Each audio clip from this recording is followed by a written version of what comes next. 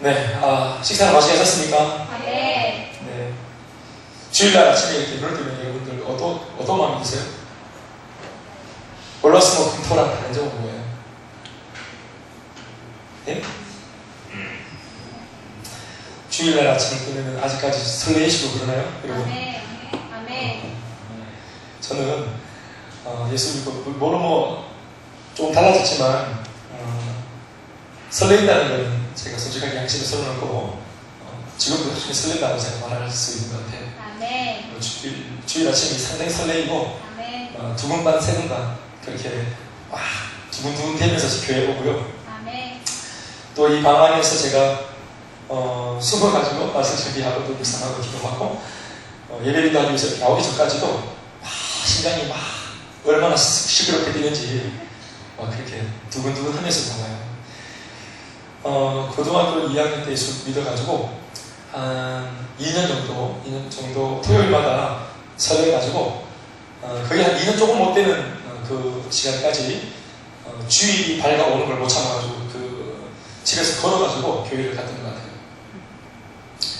평업동인데 여기 수성도 1시간 반 정도 걸리는데 그 당시 109번 타고 다녔는데 동부정류장 앞에 차가 없어가지고 이제 새벽 한 3시쯤에 이제 가방을 일찍 싸가지고 이제 걸어서 아예 그냥 택시 탄다 이런 생각 안 하고 걷는다 생각하고 나와가지고 이제 그것도 3시까지 자는 게 아니고 그걸 딱 세고 3시에 해 뜨는 게 못 기다려서 안 기다려서가지고 내가 그냥 짐 싸고 그걸 향해서 이제 걸어갔던 기억이 나요. 기도하면서 하나님의 묵상도 하고 찬양을 부르면서 이제 그렇게 오늘 주일 하루를 묵상하면서 걸었던 기억이 나요. 그렇게 걸어가면 이제 한 6시 저를 도착해서 이제 책받침으로 이제 그 문을 열고 그렇게 이제 들어가서 우리 4차 집사님이 아주 시대에 있었어요. 그래서 들어가가지고 이제 고등부실에 들어가서 이제 줄 맞추고 줄 맞춰놓고 그리고 캐비넷에서 이제 그 찬양대에 앉고 당근해가지고 이제 기도해놓고 또 청소하고 그리고 이제 앉아있다가 제자리에 앉아있다가 또 평소에 형모하던 자매가 앉은 자리에도 앉아있고 혼자 그러면서 이제 해가 밝아오기까지 기다리고 그렇게 하고 그리고 이제 한 10시 한 반쯤 밤에 이제 친구들이랑 같이 이제 끝까지 진짜로 또 이야기하고 신앙적으로 서로 또 교면하고 기도하고 또 게임도 대화하고 그러면서 이제 풀로 꽉 채워가지고 또 이제 집으로 들어가고 그랬던 기억이 납니다. 근데 참 그 시절이 참 좋았다 하는 생각이 듭니다.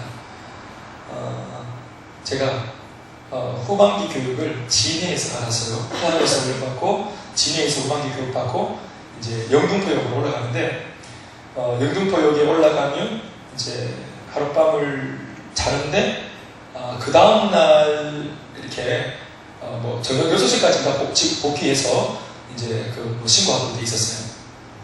그래서 이제 올라가는데 제가 동격역에서 내렸어요. 동격역에서 내려가지고 그 탈영이에요.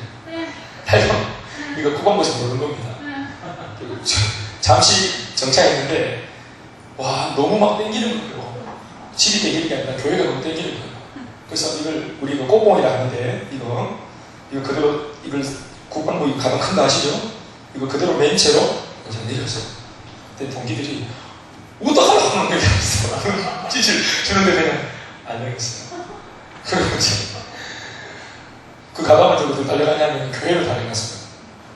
그래서 한 수개월 정도 포항에서 훈련받고 또 진해에서 훈련받으면서 영혼이 처음 많이 피폐해져 있었던 것 같아요 제가. 그래서 앞뒤 전후 하나 생각도 안 하고 그냥 교회 여기에 가는 것 같아요. 아버지 이러고 이제 달려갔어요. 모릅니다 저는 모르겠어요 아버지 그걸 달려가지고 막 문정들 하니까 이제 형님들이 막 계시길래 형님 이러니까 네가 어떻게 와 휴가 무슨 휴가 그냥 내렸어요. 달려갔어요. 어떡하냐 그게 아니고 내일 저녁까지 복귀하게 돼가지고 이렇게 좀 형님들 얼굴 보고 그리고 제가 뒤차 타고 올라가려고 생각을 했어요. 그리고 이제 교회에서 이제 교제도 하고 또 기도도 수업하고 눈물이 참 많이 납니다. 그런 시절을 보내고 그리고 그날 또 대학교에서 여는 그 1일잔치 옛날에는 하루 그 1일잔치를 합니까? 네. 하루 원래 있던 그 카페를 빌려가지고 우리가 이제 하루 대학교 친구들, 대학교 선배들, 후배들이 하루 운영하는 겁니다. 그리고 이제 뭐 토끼도 치고 그러면서 이제 이렇게 하는 거기 이제 교회 근처 산다고 해가지고 거기 이제 가서 이제 또 특별 찬양도 하고 달려가 금발이 특별 찬양 특성이다 하지. 그래가지고 교제하고 그리고 이제 내가 앞으로 이제 이렇게 분상을 하기만 하는데 기도해달라고 기도 요청을 하고 사실 가보니까 만만치 않더라.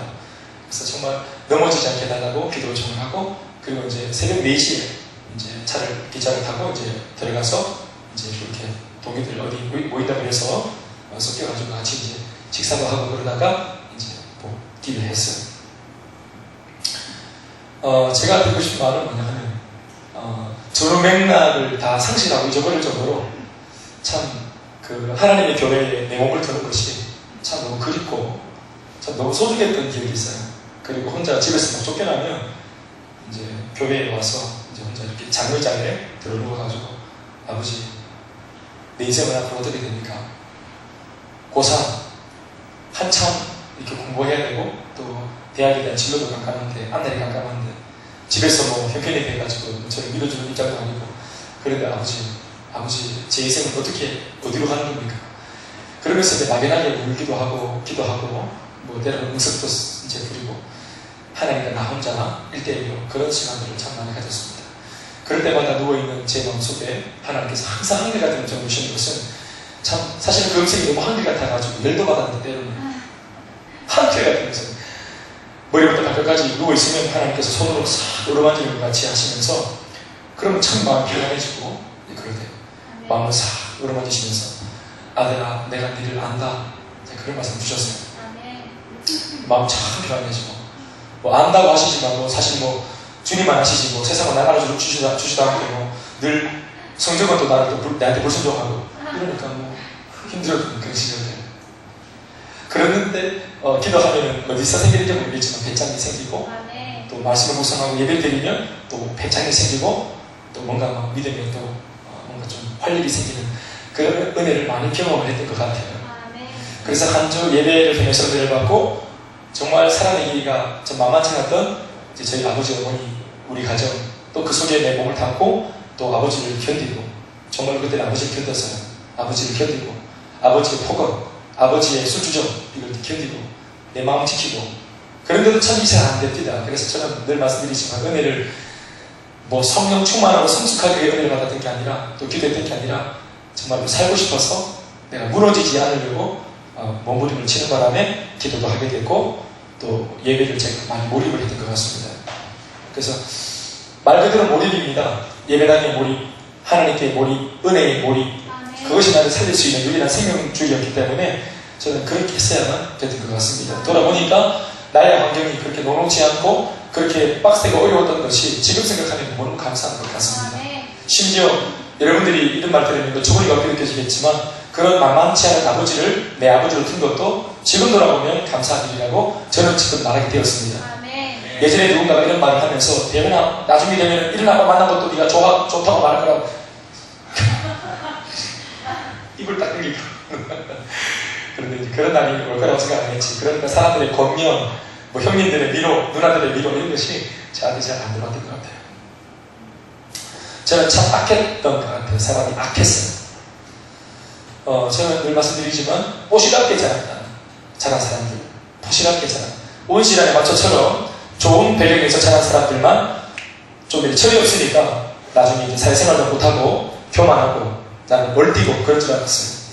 그런데 좋지 못한 환경 속에서 고난을 빡세게 좀 자기의 동기들보다도 고난을 좀 과도하게 좀 시련을 많이 받은 그런 유의 사람들도 자라가지고 사회생활을 하면 참 마음이 참 교만하고 참 나름대로 고집이 세고 막 그렇다는 생각을 하게 됐어요.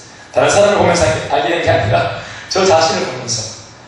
그러니까 어둡지 않게 누군가가 저한테 힘들다고 위로를 주면 제가 그 위로를 전체 안 받아들이는 저를 제가 어느 순간부터 봤어요. 그러니까 허무맹랑한 희망을 말하는데 그야말로 허무맹랑한 희망이에요. 내 마음속에는 네가 고난을 아나? 야 네가 시련을 아나? 네가 예수 믿지 않는 수주정뱅이 아버지 밑에서 네가 네 생활 해봤나? 엄마는 안 해도 한숨 쉬고 중간고사 아들이 여러분 지금 중간고사시죠? 중간고사 한 3일씩 가르치잖아요. 우리 때도 그랬는데 뭐 술 먹고 와서 그런 게 있어. 고3이고 뭐고 없어. 그냥 뭐 사무소 다 찢어버리고 그러는데 무슨 뭐 그런 게 있어요. 그러니까 지금 사실 저는 여러분 정확하게 제 고3 때에 지금 학력 평가를 할 수 없습니다. 정확한 제 평가를 할 수 없습니다. 공부를 짓을 내세운 적이 없기 때문에 반대를 받았으므로 지금 제가 얼마나 머리를 뛰어난 친구인지 사람이 잘 몰라요. 또 지금도 알고 싶지도 않고 그냥 서울대학교를 갖고 보냈지만 뭐 제가 너무 막 또 공사 같은 거 하고 또 벌리는 일들이 많아가지고 못 갔습니다. 다 아시겠지? 자, 아무튼 뭐 저는 그런 배경 속에 있었는데 돌아보니 참 은혜도 있었지만 저는 뭐 내면 속에 늘 참 부인할 수 없는 것이 제가 악한 사람이라는 거, 내가 참 못된 사람이라는 거, 내가 참 고집스러운 사람이라는 거, 이거 한 가지는 제가 늘 하나님한테 목을 쳤던 것 같아요. 또 제가 하나님 앞에 많이 참 내가 악하구나 느낀 건 뭐냐 하면 소위 교회 오니까 사람들의 달란트를 말 그대로 달란트 혹은 재능 혹은 은사라고 표현하더라고요. 그런데 제가 예수 믿고 나서 대학교 생활을 해보니까 저한테 저도 재능이 발견되어지는 거예요. 악기도 조금씩 소질이 있고 또 사람들 앞에서 제가 오락부장을 했었거든요. 레그레이션 강사를 하고 레그레이션도 하고 막 이런 것도 제가 소질이 좀 있더라고요. 그리고 저는 정말 자매들을 무서워했는데 이제 뭐 교회 생활하면서 교회 오빠가 좀 돼가면서 여자애들과 같이 어울리는 것도 제가 제법 이제 유능해지고 그런 저를 발견했어요. 또 예배인도도 하고. 자, 그런데 제 마음속에 들려오는 하나님의 말씀은 뭐냐면 너 그거 재능이냐? 너 그거 은사냐? 아니면 너 그거 끼냐? 끼. 그 제 마음속에 하나님 주신 말은 뭐냐 하면 한낱 내 가진 이 끼로 내가 하나님 앞에서 까불 수 없다. 또 까불어서는 안 되겠다. 이런 생각들이 참 많이 제 젊은 날 누가 뭐라고 한 것도 아닌데 제 마음속에 많이 들려왔어요. 그래서 그런 어떤 부분들이 저한테는 제가 저 자신을 돌아볼 수 있는 장치가 되었던 것 같아요. 그래서 저는 사실 제 어떤 태생적으로 제 어떤 보면은 제가 참 독립적인 기질도 강한 사람이고 또 제가 상당히 영웅주의가 있는 사람이고 그리고 주목받기도 좋아하고 또 제가 상당히 자랑질하면서 좋아하는 사람입니다. 그런데 하나님께서는 가난, 저희 집의 가난, 또 아버지 어머니의 어떤 그런 어떤 무너진 모습들, 또 뭐 여러 가지로 저한테 자신감을 갖지 못하도록 핸디캡을 많이 주셨어요. 때로는 그것이 원망이 됐어요. 꿈을 다 펼치지 못하도록 왜 이런 집안에 태어났을까? 그런데 알고 보니까 내가 태생적으로 가지고 있는 내 속에 흐르는 피가 이게 고향의 피가 흐르고 있었던 거예요. 그러면서 제가 고난을 통해서 예수를 믿고 저 자신을 돌아보니까 이 고난이라고 하는 장치가 나한테는 제일 알맞은 곳이라는 것을 알게 됐어요. 만약 이런 것이 없이 내가 정말 포실하게 자랐으면 온 시간에 저처럼 그냥 이렇게 지지받고 자랐으면 내가 얼마나 교만하고 다른 사람들하고 고충들을 내가 전혀 이해하지 못하는 왜 그게 안 돼? 이런 거 말이에요. 저는 분명히 그런 사람이었을 거예요. 왜냐하면 지금도 제가 신앙생활 하는 거 보세요. 우리 성도들과 같이 전도합시다. 왜 전도가 안 돼? 사모나? 지금도 약간 제가 그런 기질이 있잖아요. 아니 그 시험을 왜 못 넘었어? 제가 좀 그런 기질이 있잖아요. 그런데 제가 고난을 받아도 요 모양인데 겨우 요 정도인데 제가 만약 기고만장했으면 어떻게 했겠어요? 참 제가 참 실수가 많은 사람이어서 분명하고 하나님이 저를 써먹으려면 정말 한 80까지 훈련시켜가지고 그냥 80살부터 81살까지 사역하다가 죽었어야 돼요. 제 안에 흐르는 내 마음이 뭐냐 하면 내가 악인이구나, 내가 참 못된 사람이구나, 이걸 제가 알게 된 거예요. 하나님께서 제 인생에 바람을 참 많이 불어주셨어요. 바람을 참. 저는 그 바람이 어떤 바람이라고 이름을 하냐면 시련의 바람. 시련의 바람. 바람 불면 다 날아가죠. 바람 불면 다 날아갑니다. 바람의 강도가 세면 쓸수록 다 날아갑니다. 우리가 천재지변, 자연재해가 있잖아요. 태풍이 불면 다 날아가죠. 다 날아갑니다. 시련의 바람이 불 때 건강하지 못한 것, 우리가 듣지 못한 것은 다 떠내려가는 것입니다. 8절, 오늘 6절까지 있는 말씀 중에서 오늘 여러 가지로 이 말씀을 우리가 풀이하고요. 시편 1편 말씀은 참 귀한 말씀이에요. 너무너무 은혜가 되는 말씀인데 어느 절을 떼가지고 말씀을 나눠도 참 은혜가 되고 한 절만 떼가지고도 얼마든지 설교를 할 수 있는 그런 귀한 말씀이에요. 그런데 제가 오늘 이 설교를 놓고 여러분들과 같이 오늘 고민을 하고 싶었던 첫 번째 말씀은 4절에 있는 말씀이에요. 4절에 있는 말씀 보시면 이렇게 말하고 있죠. 악인들은 그렇지 않으며 오직 바람이 나는 겨가 같도다 했습니다. 바람이 불면 그것이 겨가 뭐냐 하면 알곡을 싸고 있는 껍데기, 그걸 겨라고 합니다. 죽정이, 그 껍데기, 알곡을 싸고 있는 이게 겨인데, 그러니까 알곡이 있든지 없든지 겉모양으로 볼 때는 이게 알곡처럼 보이는데, 바람을 딱 불면 알곡이 들어있지 않은 껍데기, 겨는, 죽정이는 바람에 이제 날아가는 거죠. 그리고 속이 실한 알곡을 가지고 있는 이제 요 내용들은 그대로 남아있고 말이에요. 바람을 하나님께서 일으킨 이유가 뭘까요? 겨를 드러내기 위해서 그렇게 하는 것입니다. 우리는 겨, 또 죽정이 이렇게 표현하지만 오늘 본문을 보면 이 겨와 같이 해당되어지는 사람이 있는데 그 사람을 어떻게 표현하냐면 악인이라고 표현합니다. 그러니까 악인이 겨고 겨가 악인입니다. 그리고 겨와 악인은 공통점이 뭐냐 하면 바람이 불면 다 날아간다는 것입니다. 다시 말해서 바람이 불 때 날아가는 것이 악인이고 바람을 불 때 날아가는 것이 겨입니다. 겨가 날아가고 악인이 날아간다고 표현할 수도 있지만 바람을 중심으로 놓고 볼 때는 바람이 불 때 날아가는 것이 악인이고 바람이 불 때 날아가는 것이 겨입니다. 그러니 바람이 불기 전까지는 무엇이 진짜인지 가짜인지 알 수가 없습니다. 오늘 말씀은 이스라엘 백성들을 놓고 주님이 하신 말씀입니다. 이스라엘 백성들 안에는 모두가 하나님을 믿는 의인, 전부 다 실한 알곡같이 보이지만 그 이스라엘 민족들 안에 바람을 불면 언제나 때마다 시마다 이스라엘의 많은 역사 가운데 무엇을 우리가 봤습니까? 그 속에 분명히 기회가 있다는 것입니다. 겉으로 볼 때는 전부 다 하늘의 아멘인데 바람을 딱 일으키면 거기서 진짜와 가짜가 바로 드러나는 것입니다. 진면목이 드러나는 것입니다. 저 역시도 인생의 시련의 바람이 제법 있었지만 저뿐만 아니라 제가 목회를 하면서 성도들을 바라보니까 성도들의 삶 속에도 그가 나이가 많든 적든 남자든 여자든 노인이든 아이든 관계없이 수많은 성도들이 저마다의 시련의 바람을 만난다는 것을 제가 알고 있습니다. 그 시련의 바람 속에 태풍을 만났을 때 목회자인 저는 마음으로 기도하는 것이 있습니다. 하나님 아버지, 지금 예를 들어서 정유라 형제가 주중에 인생 속에 이런 바람이 일어났다고 하고 이런 시련의 바람을 만나고 있다고 하는데 부디 이 친구가 이 바람을 돌파하고 승리할 수 있기를 간절히 바랍니다. 하나님 아버지, 이 아들에게 은혜를 주시고 능력을 베풀어 주세요. 그리고 지난날 받았던 은혜, 지난날 들었던 하나님의 말씀들이 견고한 뿌리가 되어서 오늘 이 바람에 쉽게 가지 않도록 잡아주세요. 이때까지 은혜를 받는 척, 이때까지 예배를 드리는 척, 하나님의 아들인 척, 여러가지 수련회도 갔다 오고 예배도 인도하고 여러가지 또 청교와 자매들 신방도 하고 위로도 하고 또 중고등부생들한테 좋은 말도 하고 선배로서 얼마나 많이 맹활약을 했을까.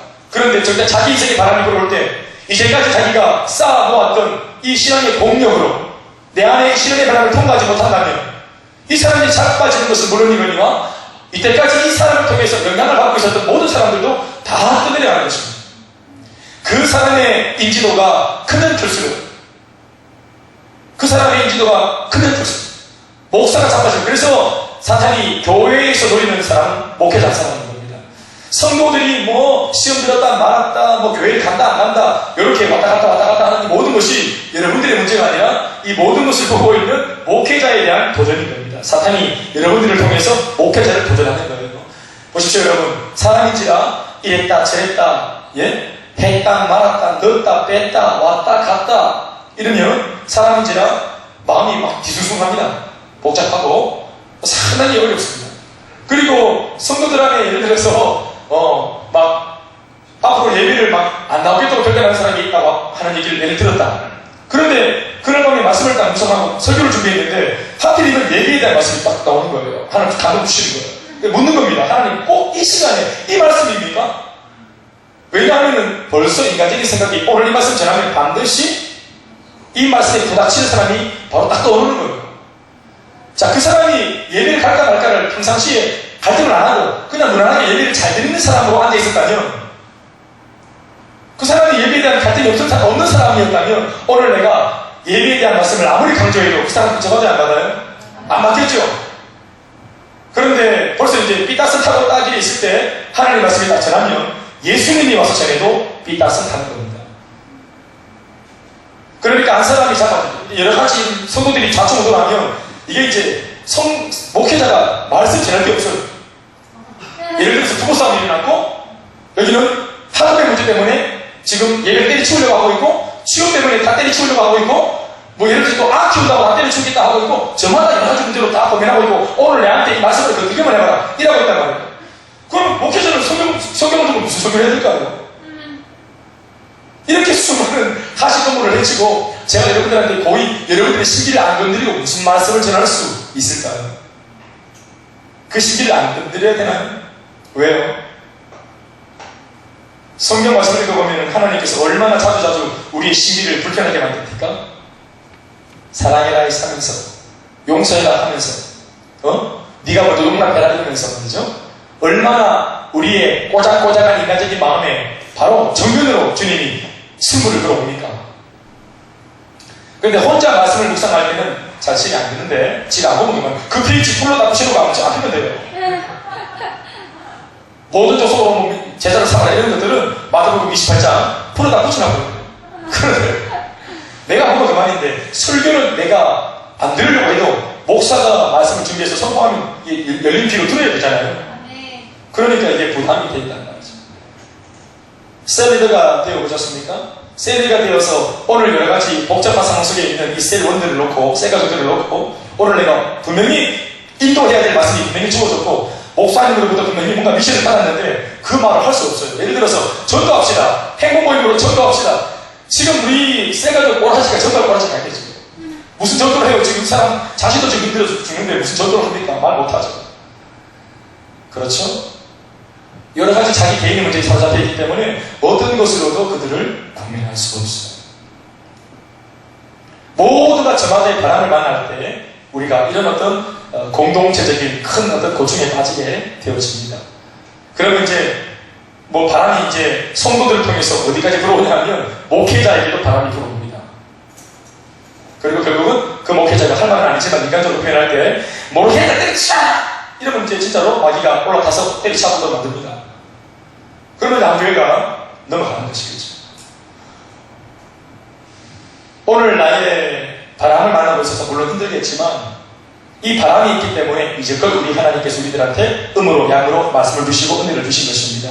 그리고 이 바람은 제가 아는 바로는 분명히 마귀가 주는 바람이 아니라 때로는 자주 하나님께서 우리들한테 당신의 아들한테 자유로 하나님 아버지께서 바람을 일으키십니다. 바람을 일으키세요. 풍랑이는 바다 속에 배를 타고 12전차를 끄기다가 집어넣는 당사자가 장본인이 하나님이실 때가 많습니다.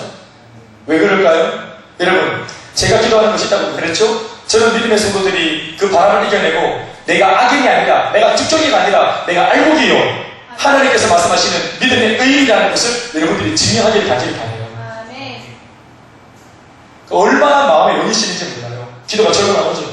하나님 그 형제, 하나님 그 자매 지금 이만한 시련의 바람을 만났는데 주님 이거를 넓어져야 합니다. 주님 돌파하게 해주십시오. 그래서 자신이 믿음이 없는 따라티 3류 신앙이 아니라 진짜 1류 신앙이라는 것을 증명할 수 있도록 하나님 도와주세요. 그런 기도가 막 입에서 단내가 나도록 나오는 거예요. 오직 바람이 나는 겨와 같은 사람들이 사실은 믿음의 뿌리가 들어있는 악인이라 했습니다. 이 악인은 믿음이 없는 것을 말하는데요. 신앙에서, 성경에서 말하는 의인과 악인의 차이가 뭐냐 하면 나쁜 짓을 하는 사람을 악인이라고 말하는 게 아니라 믿음의 유무를 놓고 믿음이 있는 자와 믿음이 없는 자를 의인이라고 혹은 악인이라고 하나님이 평가하시는 겁니다. 그러니까 행위가 아니고 어떤 공로가 아니라 성숙의 정도가 아니라 믿음을 가진 자와 믿음이 없는 자의 차이가 의인과 악인의 차이입니다. 특별히 그리고 이 의인은 정말 의로워지는 것이 아니라 여전히 부족한 악인인데 모양새, 속이, 내용이 악인인데 예수를 믿는 그 믿음을 보시고 하나님이 의롭다고 여겨주시는 것입니다. 그래서 우리가 의인이라고 부름을 받는 거예요. 그런데 하나님께서 믿음 하나 보시고 의인이라고 칭해주신 이 사람은 어떤 축복을 받냐면 5절 말씀에 그러므로 악인들은 심판을 견디지 못하며 죄인들이 의인들의 모임에 들어오지 못할 때 의인들은 바로 하나님의 거룩한 어두운 회의에 참여할 수 있게 되고 하나님의 거룩한 천국잔치에 우리가 들어갈 수 있는 축복이 있는 줄로 믿습니다. 또한 6절 말씀에 이르기를 같이 읽어봅시다. 시작. 무릇 의인들의 길은 여호와께서 인정하시나 악인들의 길은 망한다.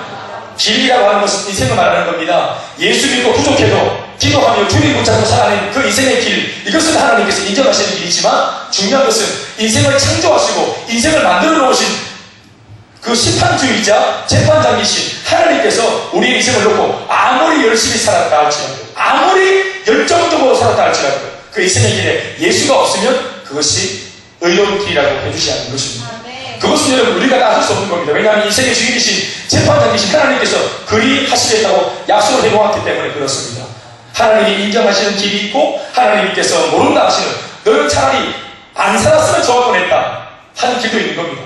인생의 길을 놓고 도대체 80년 동안 진짜 살다는데 뭐하다 왔냐, 여러분 차라리 나지 않았으면 좋았을 뻔했다 라는 마음을 들었던 사람이 있어요. 성경 보면 누굽니까? 가롯 유다입니다. 세상에 한 생명이 이 땅에 태어나가지고 나름대로 평생을 살고 그리고 인생이 저물었는데 인생을 재판하는 창조주의 평가가 너는 차라리 이 땅에 안 태어났으면 좋을 뻔했다 이런 말을 듣는 인생이라면 이게 얼마나 치욕적이고 이게 얼마나 고통스러운 인생이겠습니까? 사랑하는 여러분, 오늘 여러분들은 지금 이 시간 하나님이 여러분들을 뭐라고 부르는 사람들입니까? 내 속에 예수가 있다면 아마 하나님께서 모든 것을 덮어놓고 여러분들을 의인이라고 해줄 겁니다.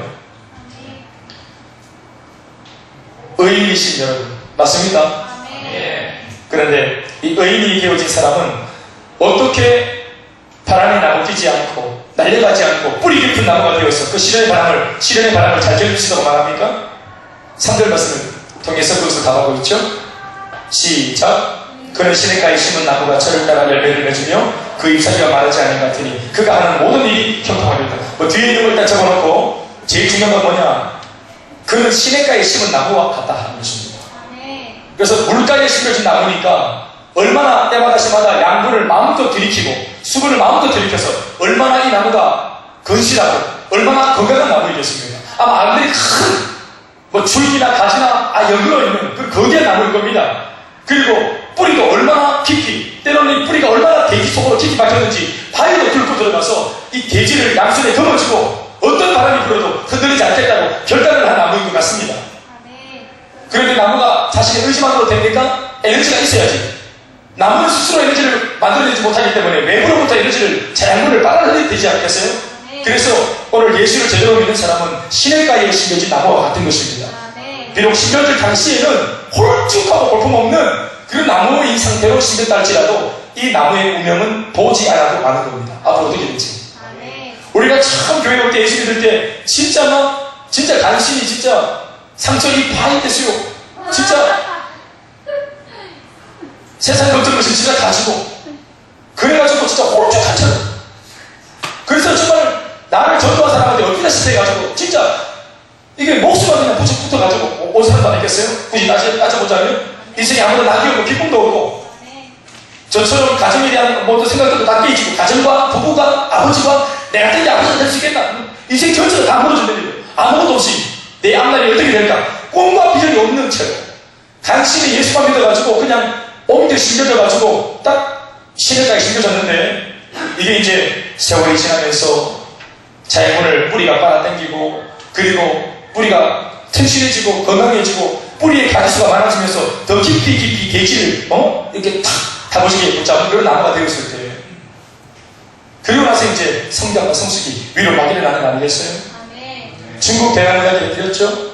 5년 동안 중국 대나무 다 심어놓으면 위로 이 죽순이 조금 나오는 것 같더니 순이 나오는 것 같더니 그 이상 자라잖아요. 20cm 이상 안 자랍니다. 순이. 그리고 이것이 오해를 할 수 있겠죠? 이게 죽은 나무인가? 이게 무슨 변질됐나? 심지어 이게 안 자라는데 5년 동안 안 자란다는 거예요. 대나무가 5년 동안 안 자라면 이게 죽은 거지. 20cm로. 아무리 좋은 환경을 만들어줘도. 그런데 5년을 딱 채우고 나면 불과 한 달 만에 평생 자랄 만큼의 높이로 올라서는 것입니다. 하루에 두 마디씩만 자랍니다. 대나무가. 그래서 평생 자랄 만큼의 높이를 한 달 만에 올라가는 것입니다.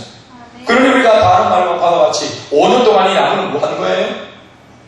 그 수많은 자연분을 다 그냥 공이 그냥 다 날려버린 겁니까? 그걸 다 섭취하고 빨아들였죠. 뭐가? 대나무의 뿌리. 그래서 뿌리가 더 깊이, 더 단단하게, 더 야물게 대지를 꽉 움켜잡고 있었단 말이에요. 천하의 미물도 뿌리를 튼튼하게 하는 이유, 대지를 더 단단하게 움켜잡는 이유가 뭘까요? 단 한 가지입니다. 올라서기 위해서입니다. 올라서기 위해서. 성공하고 싶다. 행복하고 싶다. 난 잘 되고 싶다. 위에만 쳐다보지 마시고 진짜 꿈이 그와 같다면, 진짜 그 꿈을 열망한다면 뿌리가 남달라야 하는 것입니다. 아멘.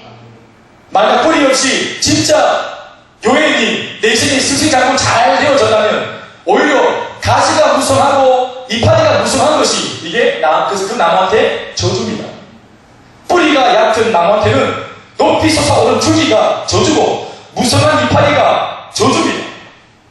준비가 안 돼 있고 그릇이 준비 안 돼 있는 인생의 뿌리가 준비되어 있지 않은 이 미성숙한 사람한테 아무리 큰 복을 줘도 그 큰 복을 누릴 줄 모르고 쓸 줄 모르는 사람이기 때문이죠. 아멘.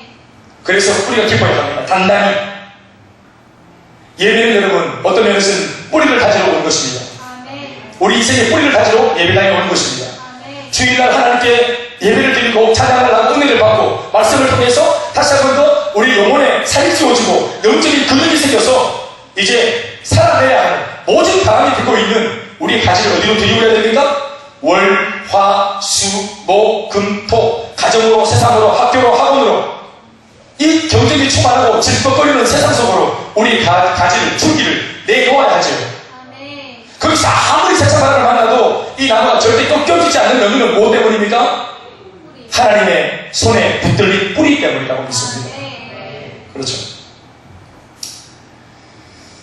우리가 성도들을 자주 볼 때 이 뿌리가 나이가 어린데도 뿌리가 놀라운 아이가 있습니다. 중고등부 제가 중등부를 해봤잖아요. 제가 딱 훈련을 딱 시켜보니까 중등부 아이들이 얼마나 애들이 인생 자체가 유연하지만 잘 안 부러져요. 애들은 중등부 아이들은 유연해서 바람이 불어 다 부러져요. 60, 70쯤 가면 이제 이게 요만치좀 간질려고 이게 막 오고 바람을 불어서 못하는데 아이들은 연한 순도가 다 잘 부러져요. 잘 안 부러지지만 못 없어요. 줄 데도 없어요. 중등부에 보면 줄 데가 없고 미안해. 애들이 보면 막 기가 얇아가지고 바람에 밀리는 대로 여기 갔다가 저기 갔다가 진심. 근데 그 아이들은 그게 진심이에요. 친구들이랑 재밌게 노는 것도 예배가 잡은 것 정신이고 재밌게 노는 것도 오락하는 것도 이게 진심이에요. 엄마한테 막 대항하기 위해서 이상하게 그렇게 하는 게 아니고 순수해 100% 진심으로 그냥 그날 오락이 눈에 먼저 보이기 때문에 오락에 열받아서 실명과 지명을 오락하는 거예요. 그리고 또 목사님이 뭐라 하니까 난 잘못됐나? 그리고 또 이제 예배 드리자니까 예배도 전심을 드려요. 그러니까 요 왔다 갔다 하는 모습만 보면 이게 인간인가 싶은데 야 모르고 학지어가고 싶은데 이 아이를 자세히 듣다 보면 마음속에 악의가 없어요. 왜 그럴까요? 훈련받지 못했고 다루어지지 못했고 이게 원석이기 때문에 그런 거예요. 그럼 뭐예요? 이 친구들을 말씀으로 제대로 가르치면 귀하게 쓰임받을 수 있는 제목이 될 수 있다 없다? 될 수 있는 거예요. 그래서 왔다 갔다 하다가 세상적으로 치우치기 전에 하나님 말씀으로 딱 붙들어 놔야 되는 거죠. 아멘이십니까? 또 순수하니까 말씀 있는 그대로를 받아들이고 얘네들의 특징은 뭐냐 하면 기도 하나 그러면 진짜로 기도해요. 어른들은 기도 하나 그러면 머릿속에서 막 내가 기도 못하는 별명거리 100가지를 논리적으로 막 대꾸하면서 이렇게 우리가 반박을 하죠. 그것도 은근히. 근데 아이들은 안 그래요. 그러니까 기도 하나 그러면 막 기도합니다. 금요일날 기도할 때 밤에 강대상에 올라와서 기도할래? 그러면 애들이 막 기어나와서 기도합니다. 실제로. 찬양할 때는 얘들아 손을 들고 찬양을 하는 거야. 적극적으로 전심을 다해서 표현을 해야 하는 거야. 그러면 진짜로 이 아이들이 거침없이 손 들고 찬양을 해요. 어른들은 부끄럽고 막 그냥 뭐 어떻게 그런 게 있잖아요. 우리가 지금 젊은 시절을 살고 있는데 우리의 뿌리를 작업한다는 말이 그 말입니다. 편견이 생기기 전에 내 생각, 어떤 신앙도 나의 스타일이 굳어지기 전에 여러분들은 나이가 굉장히 딴애가 많다 생각하시죠? 우리 청년부? 너희들 25, 6 내가 지금 대학 졸업해서 막 마음이 급하고 막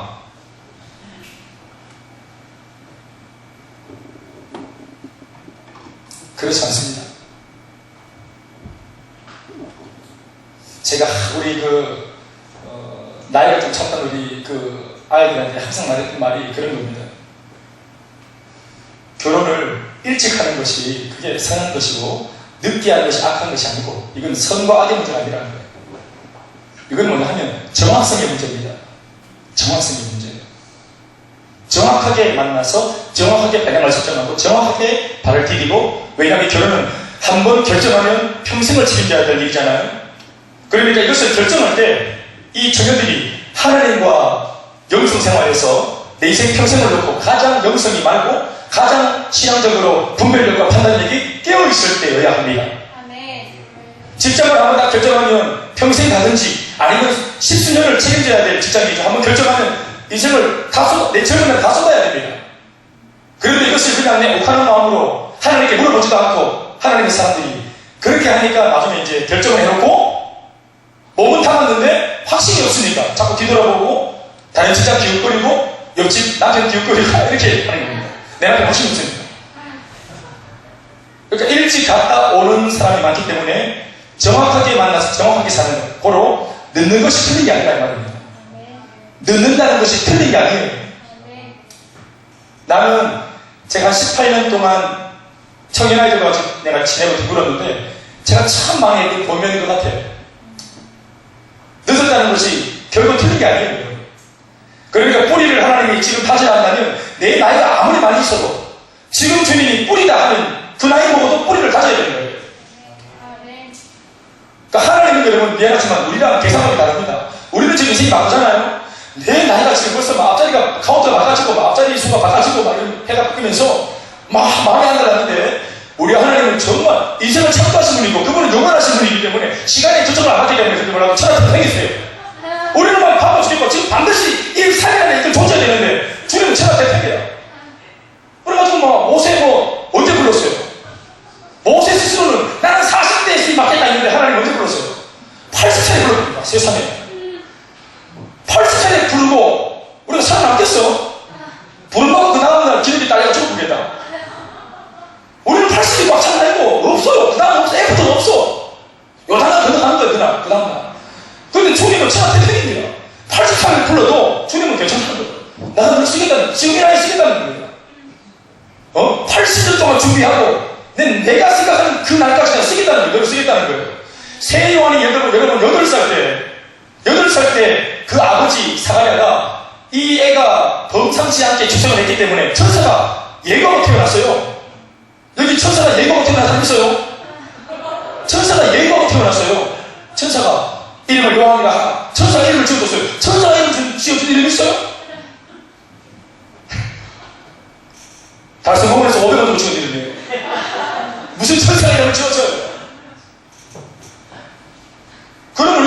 그런데 얼마나 대단하면 이 아이가 도대체 커서 뭐가 되겠노? 모든 걸 기대하고 모든 마을 사람들이 이 요한을 다 기대하는데 아버지가 어디로 보냅니까? 8살에 초등학교 입학하잖아요. 그때 애를 데리고 아빠 나 어느 학교 가? 광야학교. 그리고 사관이가 넣어버렸어요. 그거 들어가가지고 언제 나왔습니까? 30살에 나왔어요. 22년 동안 배추김치를 안 굽듯이 소금 버무리 가지고 땅바닥에 팍 파묻어 놨어요. 거기서 하나님만 바라보고 하나님의 임재 속에서 하나님의 말씀으로 순종하는 것만 자그마치 22년을 훈련받고 자 22년 훈련받았으면 준비됐으면 한 220년 사역해야 되는 거 아니에요? 22년 훈련받았으면 한 100년은 사역해야 되는 거 쓰임받아야 되는 거 아니에요? 그런데 22년 준비하고 세례요한 6개월 쓰임받고 죽었어요.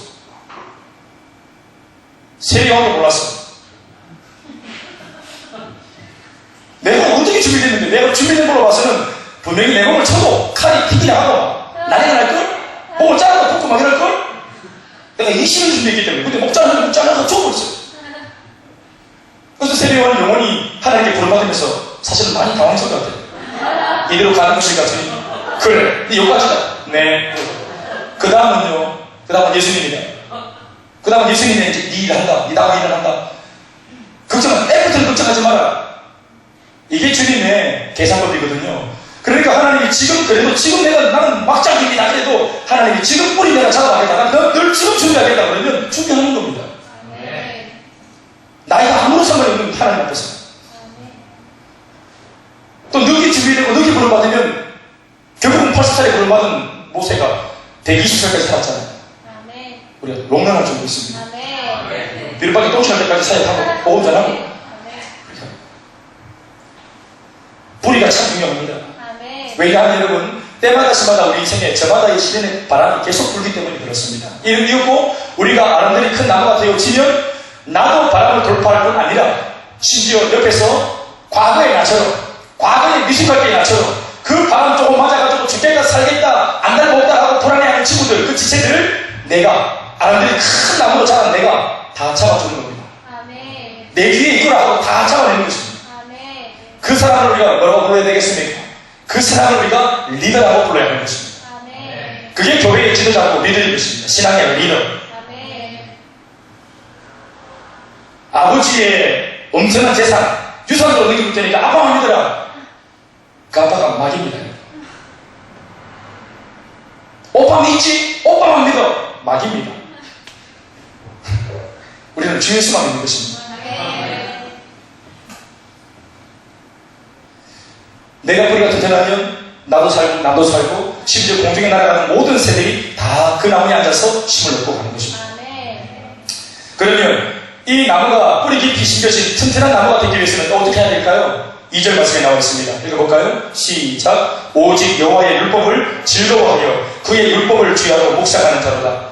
다시 시작. 오직 여호와의 율법을 즐거워하여 그의 율법을 주야로 묵상한다. 율법이 뭐죠? 하나님의 말씀, 성경을 말하는 거죠.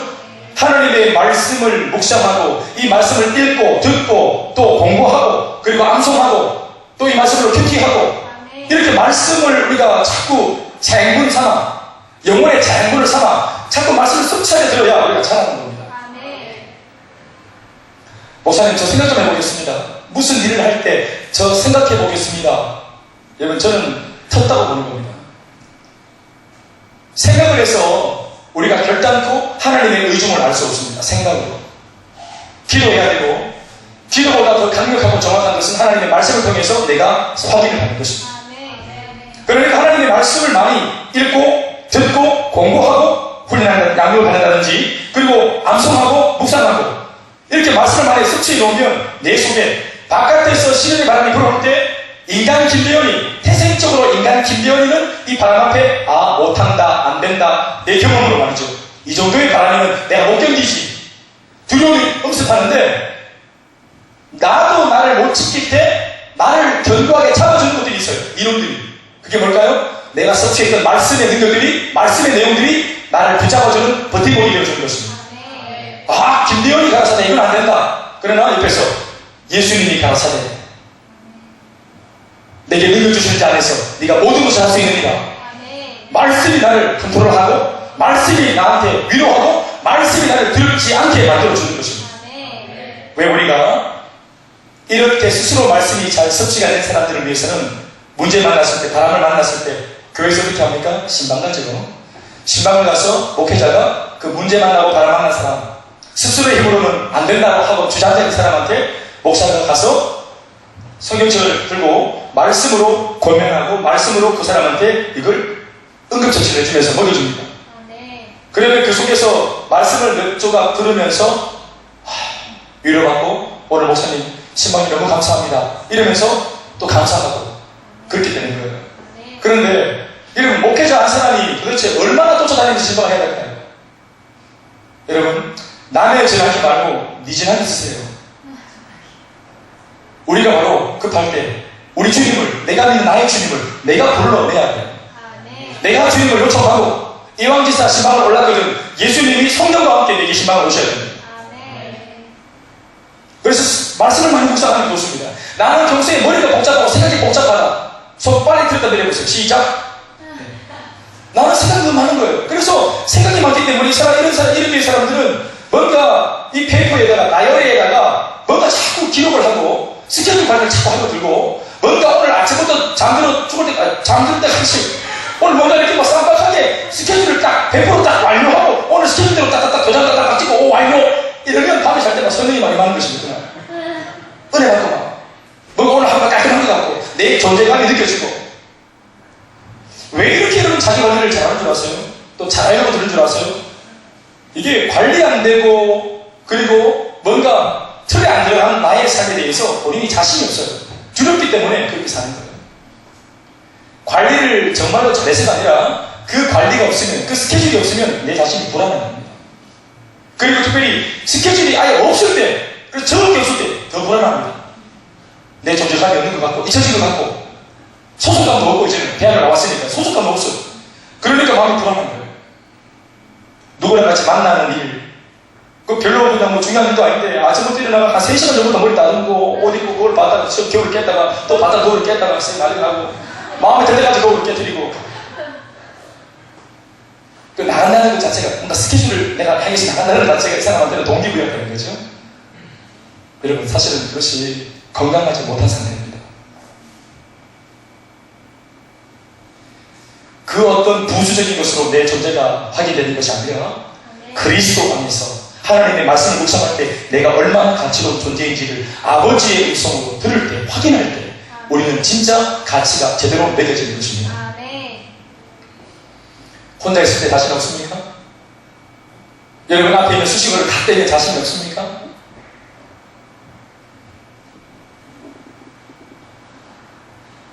나는 여러분들한테 오늘 성경에서 성경이 우리한테 주는 교훈을 따라 그대로 말씀을 드리자면 온 우주 만물을 창조하시고 예수 믿는 의인의 길, 의인의 인생을 가치롭다고 평가하시는 그 주님 앞에서 이미 우리는 가치로운 인생이라는 사실을 마음으로 확신할 수 있길 바랍니다.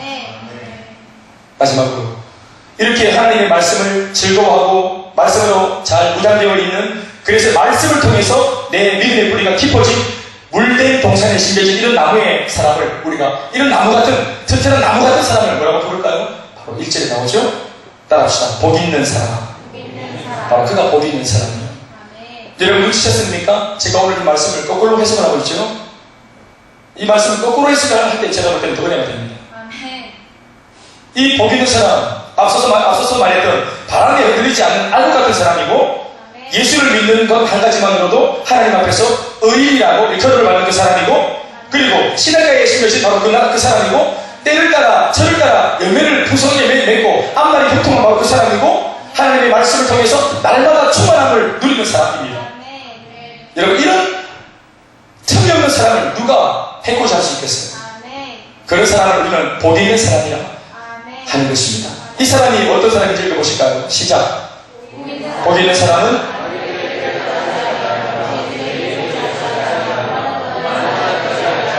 자 이제 답이 나왔죠.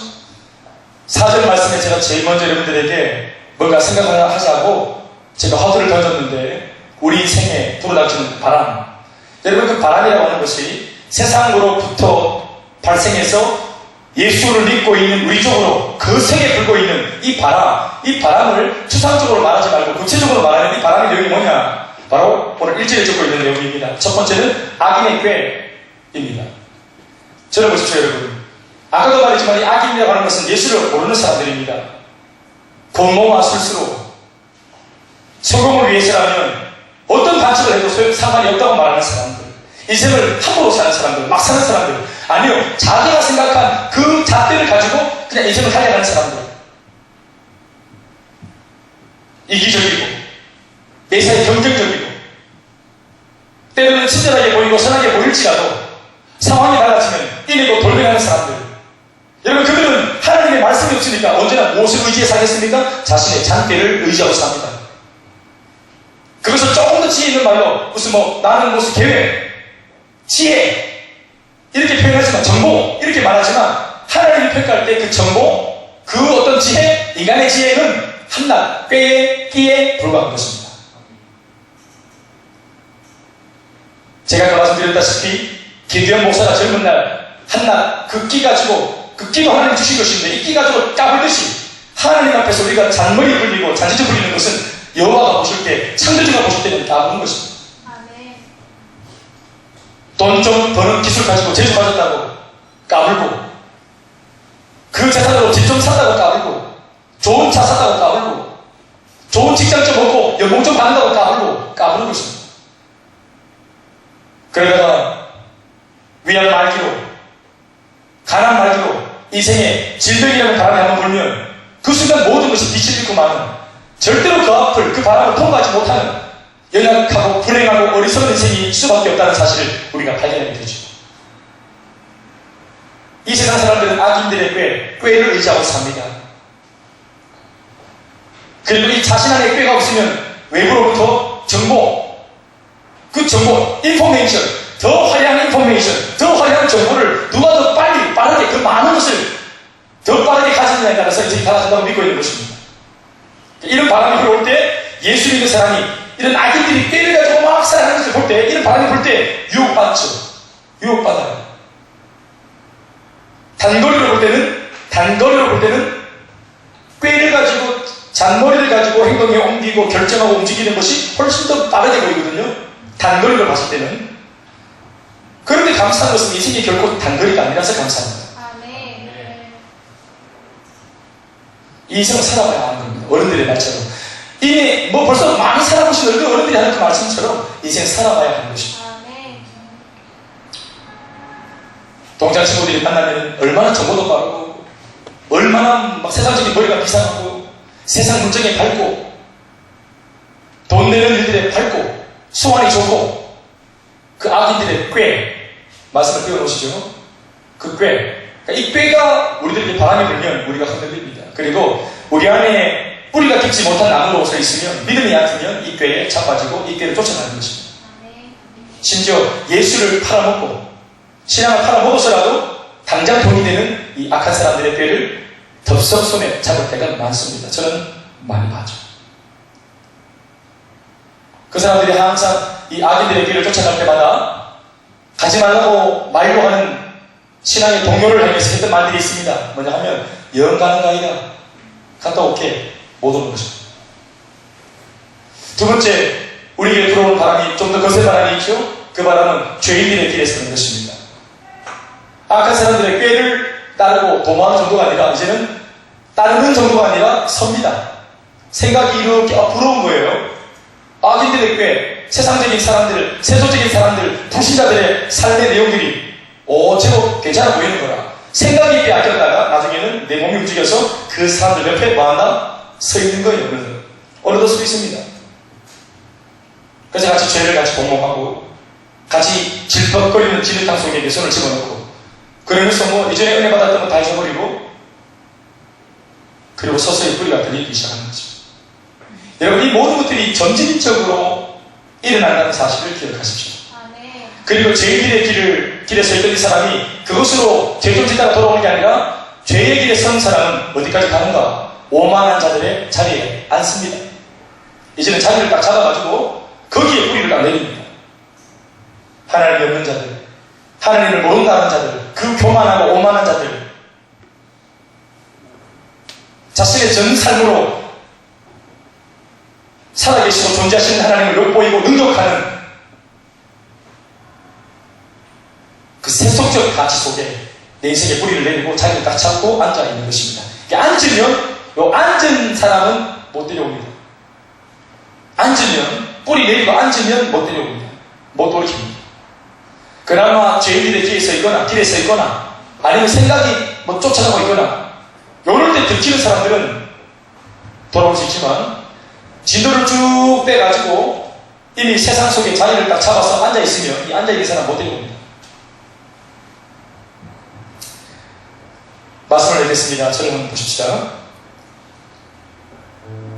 이런 바람들이 불어오는 거예요. 이런 바람, 유혹의 바람, 시련의 바람. 예수 믿고 네가 한 게 뭐였노? 예수 믿고 잘 된 게 뭐가 있노? 철을 따라 열매 맺는다고 그놈의 철을 던져. 열매 언제면 준비 언제까지 되노? 언제까지 준비가 돼야 되노? 이걸 우리가 말 안 해도 세상이 우리한테 막 말을 하는 거 있잖아요. 때로는 엄마가 말을 하고, 때로는 아빠가 말을 하고, 때로는 아무도 말 안 하지만 내 스스로가 나한테 말할 때도 있잖아요. 자, 우리 같이 눈을 감고 이 부분을 좀 마지막으로 잘 정리하고 기도 제목들을 삼아 기도하시기 바랍니다. 오늘 무엇보다 나의 이름은 내 이름이 의인이라고 하는 것을 기억하십시오. 이미 그리고 나의 뿌리가 예수 그리스도께 닿아 있고 뿌리 깊이 지금 우리가 세워져 있다는 사실을 기억하세요. 뿌리가 원래 눈에 안 보이기 때문에 내가 지금 어떤 정도의 수준인지 내 눈에는 잘 안 보입니다. 그럴 때 우리가 주변의 동료들한테 혹은 목회자한테 물어보면 금방 알아요. 난 여러분들의 뿌리가 더 깊어지고 있다고 믿어요. 우리가 어제보다 더 성숙했다고 믿어요. 또 앞으로 성숙할 것이라고도 믿어요. 그리고 우리에게 때로 불평거리가 될 수 있지만 반드시 하나님의 때에 우리가 준비가 되어지면 평생 자랄 만큼의 높이를 한 달 안에 뛰어 올라갈 수 있다는 것도 믿습니다. 아멘. 그러기 위해서 우리가 하나님의 말씀을 읽으려고 하고 들으려고 하고 접하려고 하고 그 말씀으로 우리가 인생을 결정하는 그런 훈련들이 되어져야 합니다. 아멘. 악인들의 꾀가 유혹해도 그것들이 더 가치로워 보여도 결단코 죄인들과 함께 서 있지 않고 또 그들과 함께 자리를 표방하지 않는, 그래서 진정한 복된 사람으로서 우리의 삶을 지켜나갈 수 있는 우리가 될 수 있기를 간절히 원합니다. 우리 같이 회개할 것은 회개하고 돌이킬 것은 돌이키고 또 감사할 것은 감사하시면서 이 시간 다 같이 기도하시겠습니다. 아버지 감사합니다.